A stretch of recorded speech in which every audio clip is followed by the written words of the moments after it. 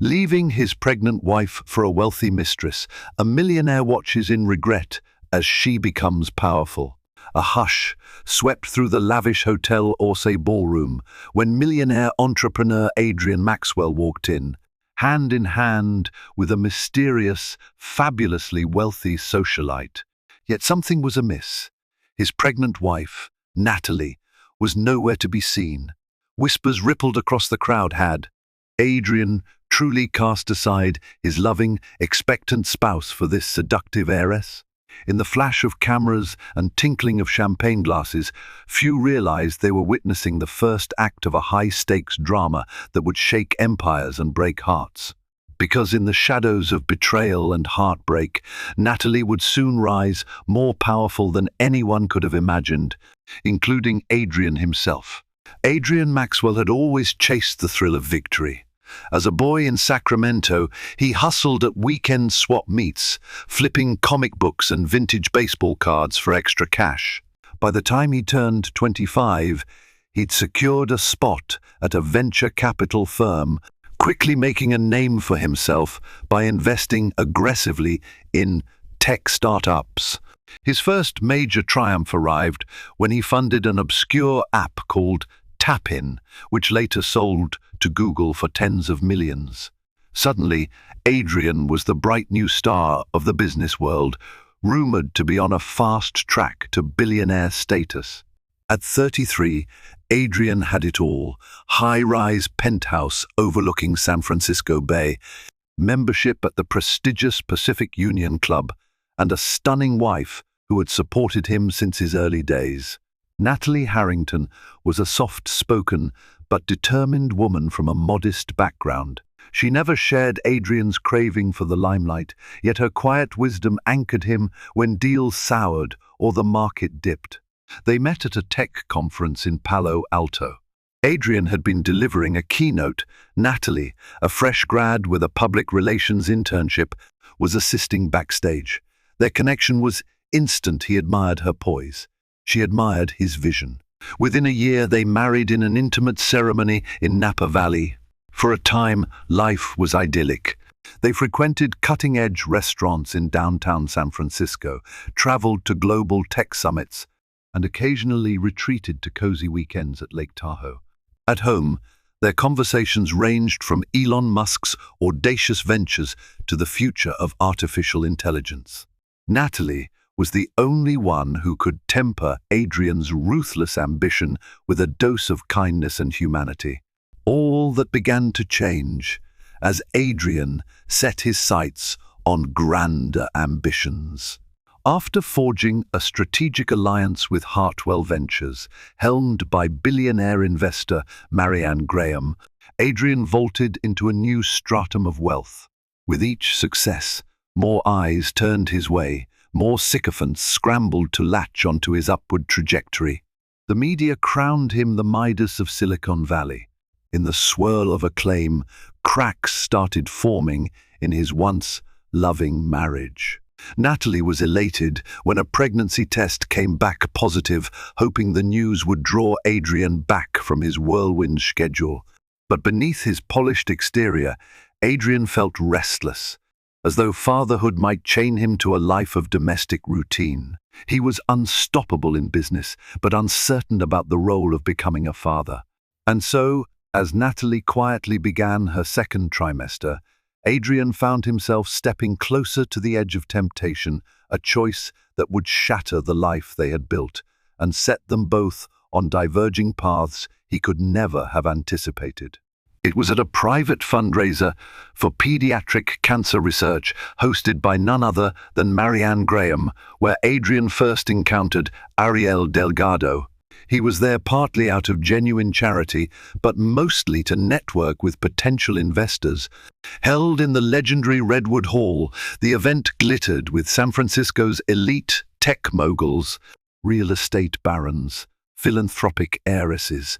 Ariel floated through the crowd like she owned the place. Tall, poised, and breathtakingly confident, she wore a couture gown rumored to be worth more than most people's annual salaries. Eyes flicked to her as she passed, but she seemed to give them no notice until her gaze landed on Adrian Maxwell. He felt a sudden jolt of excitement, as if a hidden magnet had drawn them together. Ariel was not merely beautiful, she carried an aura of power that both intrigued and intimidated him. Before he could contemplate the implications, Marianne introduced them. "Adrian, darling," Marianne cooed, pressing manicured nails into his arm, "meet Ariel Delgado. She's just relocated from New York after finalizing a significant inheritance deal for her family. Ariel, this is Adrian Maxwell, the man with the golden touch in Silicon Valley." Ariel's smile was slow, deliberate. "I've heard so much about you, Mr. Maxwell. It's a pleasure to finally meet the legend in person." Her voice was smooth, like the hush of velvet curtains. Adrian forced himself to think of Natalie waiting at home, pregnant with his child, but the spell Ariel cast tugged him deeper, overshadowing his conscience. The conversation that followed felt electric, dancing from venture capital to travel. He learned that Ariel's father had owned a multinational conglomerate with stakes in luxury resorts, shipping lines, even oil fields. When he passed, Ariel inherited the lion's share. "Perhaps we can discuss potential collaborations," Ariel suggested, handing him a silver-embossed business card. "I have a few projects that might interest you. High risk, high reward." High risk, high reward, the exact phrase that made Adrian's blood run hot. He was an opportunist, always hungry for the next big thing. And Ariel, with her infinite resources and commanding persona, seemed like a golden key to an even more exalted realm. As the evening progressed, Adrian tried to shake off the guilt gnawing inside him. He'd already left Natalie at home that night, claiming an urgent business commitment. She had probably brushed it off with her characteristic patience, hoping he'd return early, maybe bring her a slice of cake from the fundraiser. But as Adrian lingered by Ariel's side, listening to her speak about exotic investments in Dubai and Shanghai, he sensed a new path opening before him. It was a path lined with opulence, ambition, and temptation. His moral compass flickered faintly, overshadowed by the dazzling possibility that Ariel Delgado represented. If only he knew that his moment of weakness would rewrite both his and Natalie's destinies forever. Natalie Maxwell was no stranger to her husband's busy schedule, but in recent weeks, a new tension clung to him like a fine mist. His late nights extended into the early hours. His phone calls became hushed, tinged with secrecy. Once, Natalie caught a glimpse of Ariel's name flashing on Adrian's phone. He brushed it off as business. Yet her intuition insisted something else was brewing. Loneliness settled over Natalie like a winter chill. She spent afternoons at prenatal classes alone, a gentle hum of worry in her chest. She found momentary solace in preparing the nursery, pastel walls, soft night lights, a crib that Adrian had ordered online but had never bothered to assemble. Despite her uncertainties, she tried to stay hopeful. After all, they were expecting a precious child. Surely Adrian wouldn't risk throwing away their family for fleeting temptation. "I'm fine, Mom," Natalie murmured during one of her mother's weekly calls. "Adrian is just busy." She tried to sound convincing, but her mother, Susan Harrington, had known Natalie far too long to be fooled. "Busy is one thing, sweetheart, but you need support during pregnancy. Make sure you're getting everything you need." Natalie's heart twisted. What she truly needed was emotional reassurance from Adrian. Yet each day, that grew harder to find. Her nights were punctured by anxious thoughts. Would Adrian be home for the baby's first kicks? Or was he consumed by the allure of a new business deal and possibly a new woman? Eventually, she approached Adrian in his office at home, hoping for a heartfelt conversation. She found him hunched over a laptop, spreadsheets open, phone wedged between his ear and shoulder. She waited patiently until he ended the call. "Adrian," she began softly, "we need to talk." Without looking up, he typed furiously on his keyboard, "Make it quick." Natalie inhaled. "I'm worried about us. You're distant, always gone. We're about to start a family, shouldn't we be more together?" Adrian froze, then shut the laptop with a snap. A flicker of guilt crossed his face before he forced a thin smile. "It's just a hectic period at work. I've got new opportunities with Hartwell Ventures and a possible foreign partner. This is how we secure our baby's future." His explanation sounded rehearsed, hollow. Natalie wanted to press him further, to beg him to be honest, but fear of what she might hear held her back. Instead, she offered a tentative nod, hoping her silence might preserve a crumbling peace. She left the office feeling no relief, only an expanding void. Yet in the quiet hush of their mansion's hallway, Natalie resolved that if Adrian truly chose to neglect their marriage, she would have to find the strength to carry on. She had not planned to raise a child alone, but if her husband's ambitions overshadowed his family, she'd do whatever it took to protect herself and her unborn baby. Adrian found himself ensnared in Ariel Delgado's orbit with alarming ease. She invited him to tour her father's old compound in Los Angeles, a sprawling estate on Mulholland Drive that boasted not just manicured gardens, but also an underground cinema, 2 swimming pools, and even a small horse stable. There, she spoke at length about her next big venture, the creation of a private equity fund that would invest in cutting-edge global technologies, from biotech to space travel. "We could reshape the future," she said, gesturing to a blueprint-laden table. "Imagine partnering with innovators who could revolutionize healthcare or solve climate change. There are billions to be made, billions that we can share." Adrian's pulse quickened at the thought. "We." The word echoed in his head like a promise of uncharted success. But each time he felt a wave of excitement. An image of Natalie's expectant face surfaced, prickling his conscience. Still, the lure of Ariel's power was intoxicating. She treated money like a perpetual resource rather than a limiting factor. More than once, Adrian wondered if stepping into her world might overshadow the simpler life he had with Natalie, if it hadn't already. During late-night gatherings at 5-star restaurants like Spago in Beverly Hills, Ariel introduced Adrian to her inner circle: real estate moguls, film producers, and European aristocrats who came from old money. These weren't just your typical West Coast tech crowd, they were the global elite.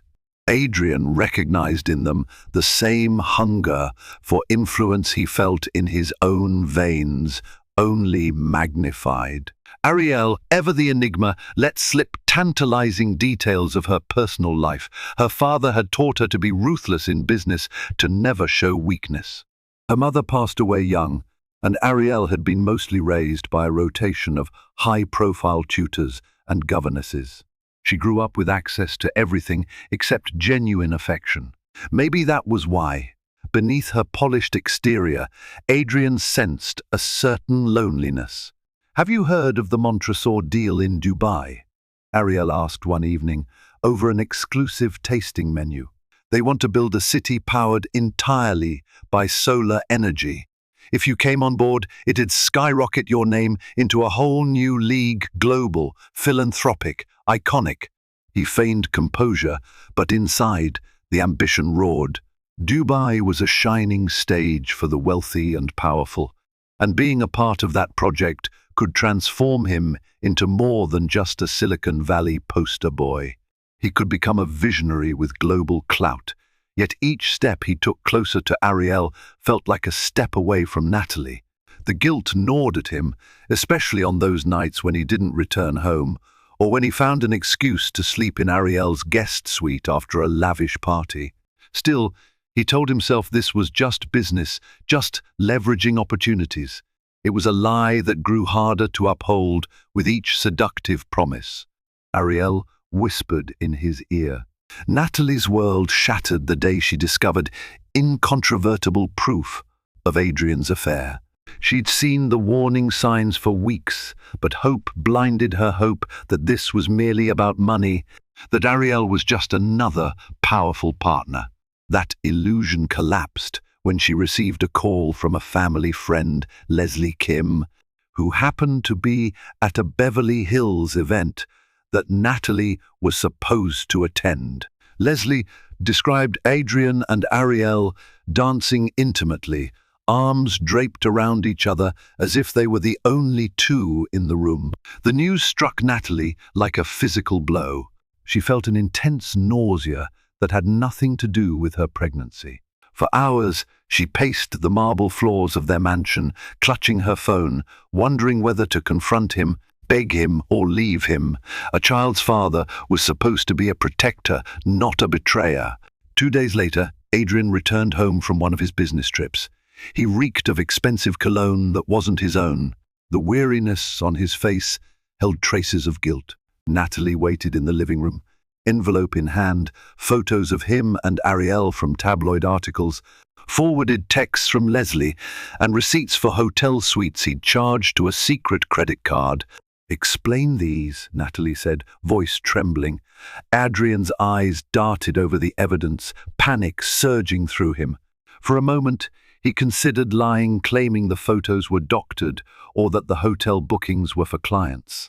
But Natalie's gaze was steeled with heartbreak and conviction. "I'm sorry," he whispered, not knowing where else to start. "I didn't mean for it to go this far." Tears gathered in Natalie's eyes.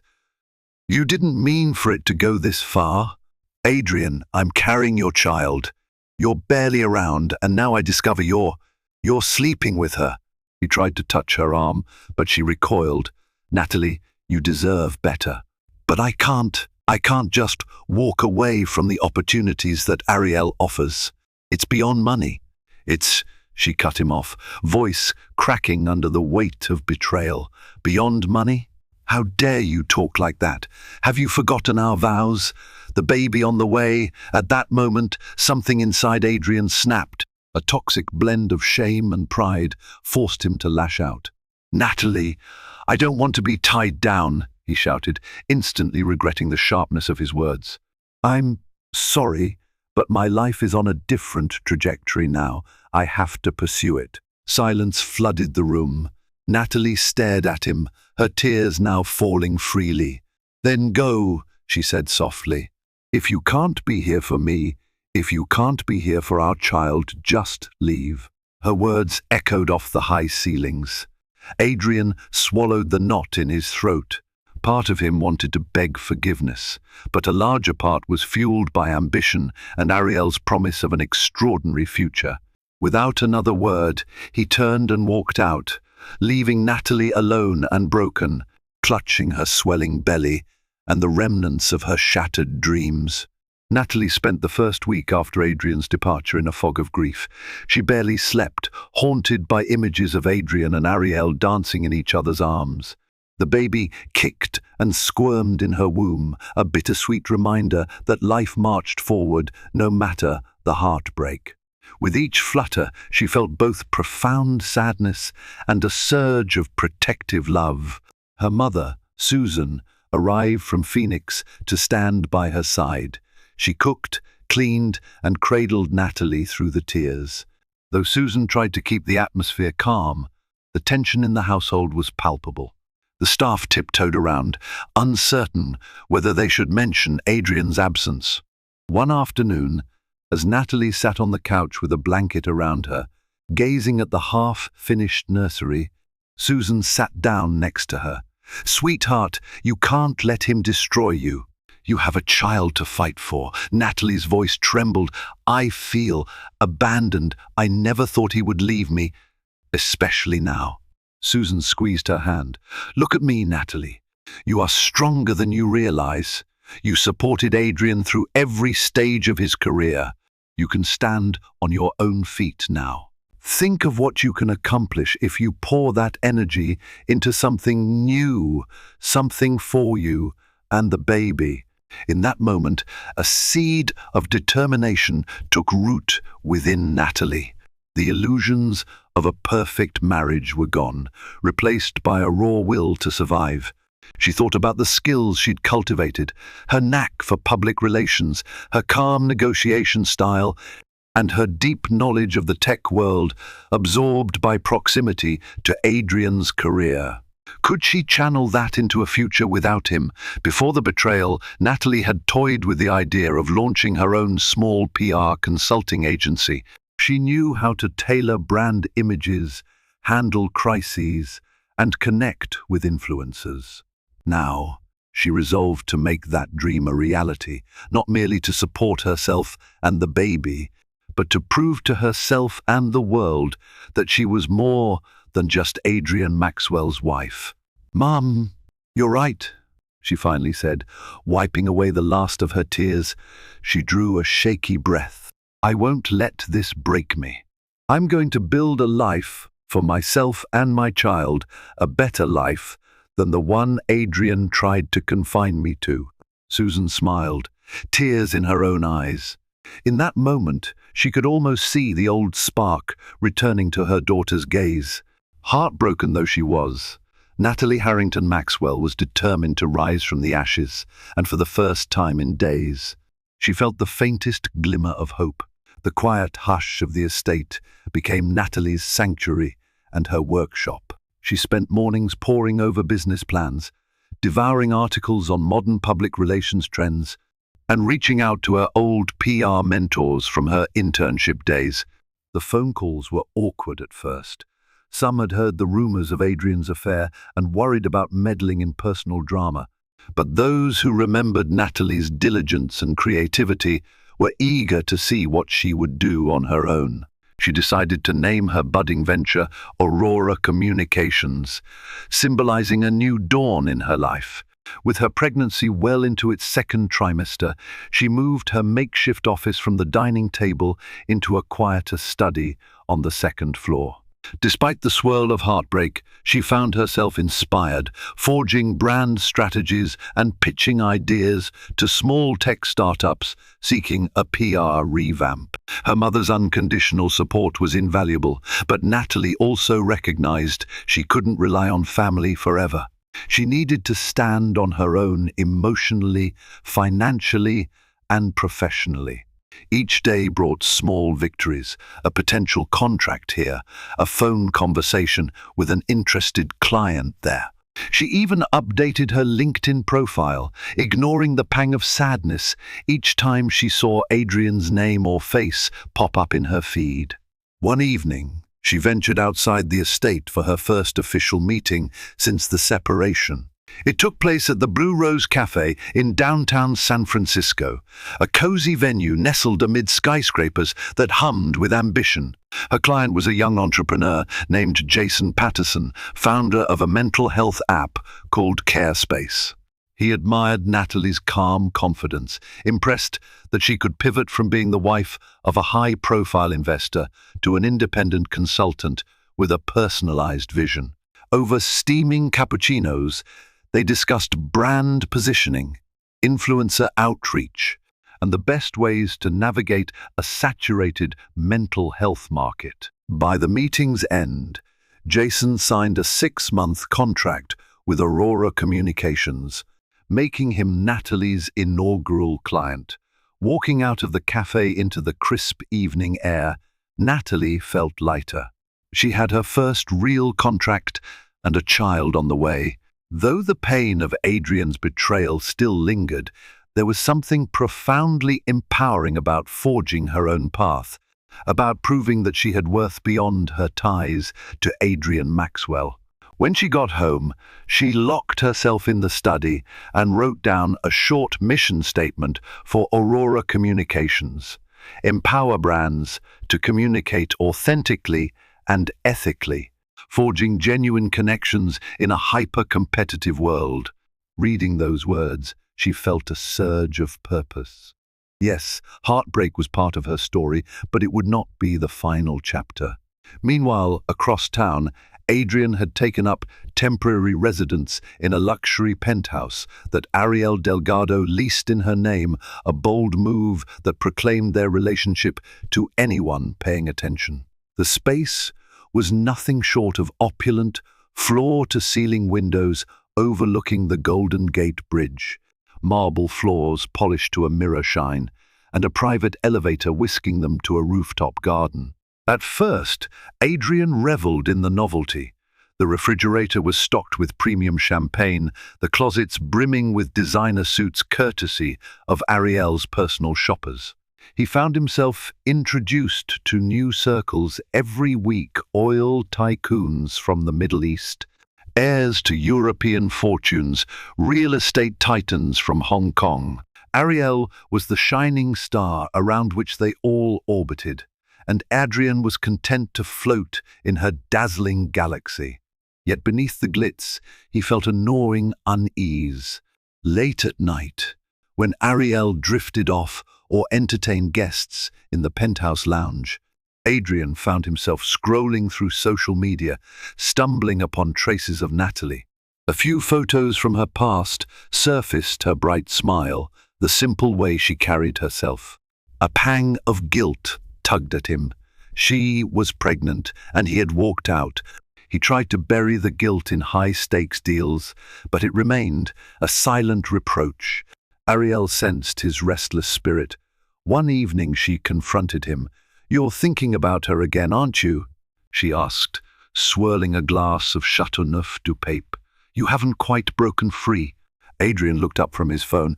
"I left, didn't I? I moved in here. We have our plans for Dubai and Montresor." She regarded him with calculated calm, setting the wine down. "I've been around men like you all my life. You crave power and validation, but you also carry emotional baggage. If we're to succeed, you need to be fully committed." Her words sent a chill down his spine. Ariel was not a woman to be trifled with. She reminded him of a chess grandmaster, always planning 10 moves ahead. She had thrown open doors for him that he didn't even know existed. But there was a price: unwavering loyalty to her ambitions, her deals, her world. Slowly, Adrian nodded. "I'm with you," he said, trying to ignore the quiet protest of his conscience. Because part of him did want to see how far he could climb with Ariel by his side. If that meant swallowing the guilt about Natalie and the unborn child he hadn't even met, so be it. He'd chosen this path, and he was determined to see it through, no matter the cost. In the swirling elite circles of San Francisco, whispers traveled fast. Within weeks, heads turned at each mention of Adrian Maxwell living openly with Ariel Delgado, while his pregnant wife quietly launched her own PR firm. The local gossip columns and blog sites, especially SF Insider, devoured the story. Headlines read, "From power couple to public scandal, the Adrian Maxwell affair." Friends and acquaintances took sides. Marianne Graham, the billionaire investor who once championed Adrian, distanced herself from the scandal. She made a point of sending Natalie a bouquet of white roses and a handwritten card: "My thoughts are with you during this difficult time." Others in the tech world, like Robert Klein from Klein Robotics, maintained neutrality but watched with keen interest. If Adrian's new alliance with Ariel Delgado soared, they wanted a piece of the action. If it crashed, they didn't want collateral damage. Behind the scenes, Natalie's budding PR firm, Aurora Communications, faced both curiosity and concern. Some potential clients worried about the drama overshadowing her professionalism, but to Natalie's surprise, a handful of startup founders, especially women, admired her resilience. They reached out with supportive messages and inquiries, forging an unexpected wave of goodwill. One of these founders was Aisha Banerjee, CEO of GreenPulse, a sustainable energy startup making headlines for harnessing algae-based biofuel. Impressed by Natalie's composure under personal turmoil, Aisha invited Aurora Communications to handle GreenPulse's upcoming product launch. The contract was sizable, more than quadrupling Aurora's monthly revenue. During their first meeting, Aisha admitted, I know you're going through a lot, Natalie, but I also know that adversity can forge the strongest steel. I want my brand associated with someone who understands struggle and triumph. Natalie's eyes misted. Thank you, Aisha. I promise I won't let you down. Even with these promising developments, the mention of Adrian still stung. He seemed to be living a luxurious dream, hosting dinner parties at Ariel's penthouse, finalizing deals in Dubai, while Natalie navigated obstetric checkups alone. But if rumors traveled fast, so did the glimpses of transformation. Whispers began circulating that Natalie Harrington Maxwell was no longer just a sympathetic figure. She was emerging as a businesswoman in her own right, forging powerful connections in the PR realm. Within the corridors of the city's upscale business clubs, an unspoken rivalry took shape. Adrian Maxwell, the unstoppable venture capitalist, versus his estranged wife, forging her own empire from scratch. The city watched, intrigued and divided. In the end, it would be more than a gossip item. It would become a showdown that tested hearts, reputations, and the boundaries of ambition itself.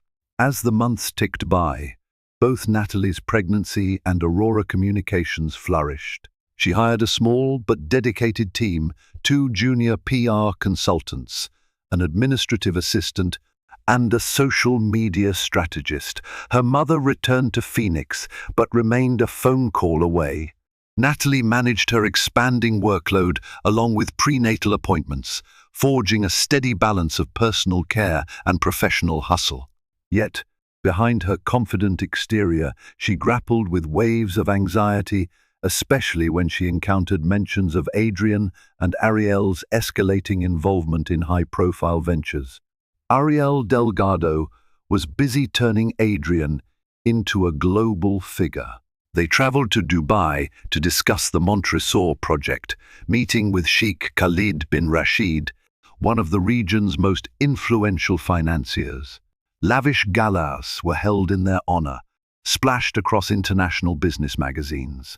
Adrian, in crisp tailored suits, posed with Ariel, the pair exuding the synergy of unstoppable power. Still, it wasn't smooth sailing for Adrian. He discovered that Ariel's approach to business was razor-sharp, leaving no margin for hesitation or sentiment. More than once, he felt cornered by her unwavering focus on profit. When he voiced even the slightest reservation, whether ethical or personal, she dismissed it with a cool arch of her brow. "It's business, Adrian. Emotions are liabilities," she'd say. "If you can't stomach it, perhaps you're not as committed as I thought." To prove himself, Adrian found himself signing contracts he barely read, making promises that stretched his own moral limits. The guilt about Natalie and their child persisted, especially when a friend texted him a link to a photo of a visibly pregnant Natalie leading a PR workshop at a local women's conference. She looked poised, radiant and heartbreakingly alone, but pride and ambition locked him into Ariel's orbit. The Montresor deal alone could catapult Adrian's net worth to unimaginable heights. Coupled with Ariel's inherited empire, they could become the next unstoppable power couple, overshadowing even the likes of Marianne Graham. One evening, after finalizing a multi-million-dollar investment in a quantum computing startup, Adrian stared at the city lights from Ariel's penthouse balcony. The view was breathtaking, yet a hollow pit formed in his stomach. He had everything he once craved: money, prestige, a role in world-shaping projects. But he had sacrificed the woman who stood by him when he was merely a rising star.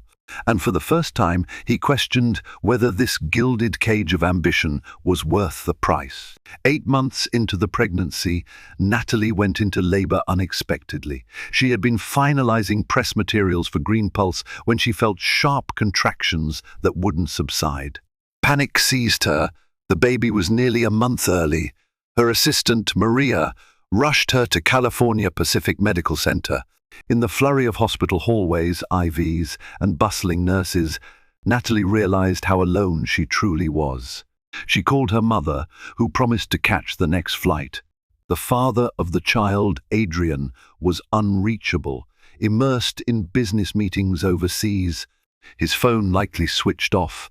A surge of both fear and fierce determination coursed through Natalie. She had to do this on her own. Exhausting hours of labor followed. With the help of dedicated doctors, Natalie gave birth to a tiny yet resilient baby girl, whom she named Hope. The name symbolized a new chapter, a beacon shining through the heartbreak. Susan arrived the next day, tears flooding her eyes as she cradled her granddaughter. Natalie was sore, physically and emotionally drained, but she felt an indescribable love blooming in her heart. She stared at Hope's delicate features and saw Adrian's sharp nose, his distinctive chin. It was a piercing reminder of the man who should have been present. Word traveled slowly to Adrian. Busy finalizing a complex contract in London, he only learned of the birth when Maria emailed him a short note with the subject line, "Your daughter has arrived." The note simply read, "Natalie delivered a baby girl. Both are safe. Thought you should know." Adrian's heart lurched as he read the email in a posh hotel suite. Ariel was on a call in the next room, discussing a potential partnership with a European pharmaceutical giant. He felt a surge of shame. He had wanted to be there for the birth, at least to see his child enter the world. Now it was too late. When Ariel noticed the expression on his face, he reluctantly told her the news. She paused for a moment, as though weighing the significance. Then she said, "Congratulations. If you want to fly back, we can reschedule meetings, but understand that Montresor awaits our decision by the end of the week." Adrian hesitated. Though torn, he decided to remain in London. The Montresor deal had grown too large, too important. With his entire professional credibility on the line, he told himself he'd visit Natalie and the baby once the contract was signed. In that critical moment, he didn't realize how the choice would haunt him, marking yet another chasm between the life he once had and the life he was forging in pursuit of wealth and power. 3 months after Hope's birth, Natalie found a new rhythm, juggling late-night feedings, client meetings, and her newborn's needs. During chaotic days, she drew strength from the tiny baby's bright eyes and soft coos. At times, exhaustion weighed heavily, but the growth of Aurora Communications became her motivation. Word spread about Natalie's remarkable ability to handle PR crises with empathy and efficiency. The day Green Pulse launched its algae-based biofuel publicly, they trended on social media for all the right reasons. This success drove even more clients to Aurora's doorstep, including a nutrition startup called Vital Bloom and a philanthropic foundation started by none other than Marianne Graham. Marianne, fully aware of the scandal that tore apart Natalie's marriage, wanted to give her a platform. "You have an innate gift for storytelling, Natalie," she said in their first meeting. "My foundation, Open Horizons, needs someone who understands both the philanthropic sector and the challenges of media scrutiny. I think you're perfect for the role." Tears pricked Natalie's eyes. Marianne had once been an ally of Adrian, but now she extended an olive branch to his ex-wife. It felt symbolic. Natalie was being embraced by the very circles Adrian had once leveraged for fame, except now it was her own achievements garnering respect. With the added capital from these new clients, Natalie expanded her team, hiring more experienced PR specialists. She set up a modest but modern office in downtown San Francisco, a sunlit space with glass walls, accent greenery, and a cozy lounge area. Every morning, she'd arrive with baby Hope, handing her over to a trusted caregiver in a small nursery corner they'd arranged. As the staff hummed with productivity, Natalie would conduct meetings, draft press releases, and refine brand strategies. Hope became something of a mascot for Aurora Communications, symbolizing resilience, a fresh start, and unwavering optimism. When clients visited, They often asked to see the baby who sleeps in the corner office, a testament to the synergy between motherhood and ambition that Natalie embodied. At night, after tucking Hope into a bassinet, Natalie would reflect on how drastically her life had changed. Once, she was just Adrian Maxwell's supportive partner, overshadowed by his roaring successes. Now she was forging her own empire, step by step, propelled by heartbreak, but guided by a resolute will. If Adrian had abandoned her for power, ironically, it was that very loss that fueled her rise to a different kind of power, the power of independence, compassion, and unshakable determination. Back in Ariel's lavish realm, Adrian's life was not as charmed as it seemed. Though the Montresor deal in Dubai officially went through, complications emerged.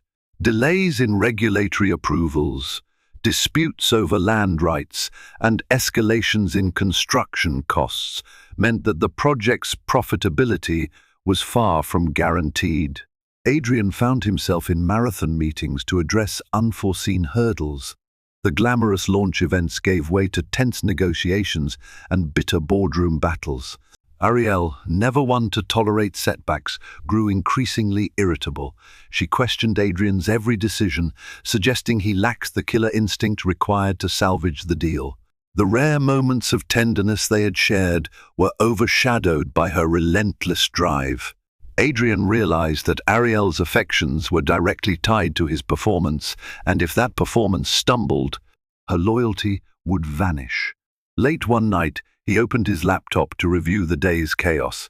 His email pinged with a news alert, an article spotlighting Aurora Communications. In the piece, Natalie was profiled as a dynamic new figure in PR, praised by Marianne Graham and Aisha Banerjee. Photographs showed Natalie looking elegant, yet purposeful, a sleeping baby in her arms. Adrian stared at the images. A swirl of remorse knotted in his stomach. For all his talk about forging a new path, he couldn't deny an ache in his heart, both for Natalie and the child he had never held in his arms. The article made no mention of him, as though he were a forgotten footnote in Natalie's life.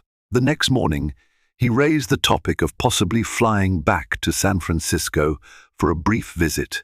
He explained to Ariel that the Montresor negotiations were mostly handled and he wanted to see his daughter. Ariel's reaction was icy. "You do realize we're launching an entire real estate venture next month, yes?" she said, scanning her phone with disinterest. "I need you here, fully focused, not flitting off for personal reasons. Don't forget who helped you rise to this level." Adrian seethed, but recognized he was ensnared in Ariel's world. She had financed much of his expansion, introduced him to critical international contacts. Walking away from that support would be professionally suicidal. So, he stayed, resentful and uneasy, ceding even more of his personal freedom to her demands. Yet, in the back of his mind, he couldn't shake the image of Natalie in that article, graceful, successful, and smiling gently at their daughter. A gnawing voice inside him whispered that he might have made a devastating mistake. Fate orchestrated a collision months later. Marianne Graham organized a philanthropic summit in San Francisco, an event combining workshops on sustainable business with high-profile charity auctions. Natalie was invited to present a keynote about modern PR strategies for mission-driven brands. Ariel, seeking to raise her social capital, convinced Adrian to accompany her. She had a personal invitation from Marianne, who outwardly remained cordial, even if she privately disapproved of how Adrian had treated Natalie. The summit took place in the grand ballroom of the historic Fairmont Hotel. Chandeliers bathed the crowd in warm light, while the city's skyline flickered through tall windows. Natalie, wearing a simple yet elegant black dress, found herself at the podium, speaking passionately about authenticity in corporate messaging. A hush fell over the crowd, impressed by her calm authority. Seated in the audience, Adrian felt his heart pound. He couldn't peel his eyes away from Natalie, who radiated self-assurance. She hardly resembled the timid wife he had left behind. Ariel, noticing his distraction, placed a possessive hand on his arm. He clenched his jaw, refusing to show any outward sign of the turbulence within. After the keynote, a mingle session ensued. Adrian found himself face to face with Natalie near the refreshment table. She stood there, chatting with Aisha Banerjee about the next Green Pulse campaign. When Natalie noticed Adrian, her smile slipped. They approached each other cautiously, as if crossing a minefield. "Natalie," Adrian began, forcing himself to meet her gaze. She looked more poised than he'd ever seen her, yet there was a steely barrier in her eyes. "Adrian," she replied, voice steady. "I didn't expect you here." He swallowed. "I wanted to see how you're doing. And the baby? I read she's doing well." Natalie's posture stiffened at the mention of hope. "She's fine. Thriving, actually. You would know that if you'd chosen to be around." Guilt crashed over him. He glanced away momentarily before summoning the courage to speak again. "I'm sorry," he managed. "I regret how things went." Natalie studied him for a long moment, her expression unreadable. "Regret doesn't change what happened. I've moved on. Aurora Communications is expanding, and I'm focusing on giving Hope a happy life." Before Adrian could reply, Ariel swept in, hooking an arm through his. She greeted Natalie with a sleek smile that didn't reach her eyes. "That was an inspiring speech, Miss Maxwell.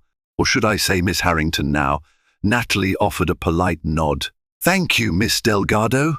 An awkward silence fell. Three people entangled by ambition, betrayal, and heartbreak, each grappling with the aftermath.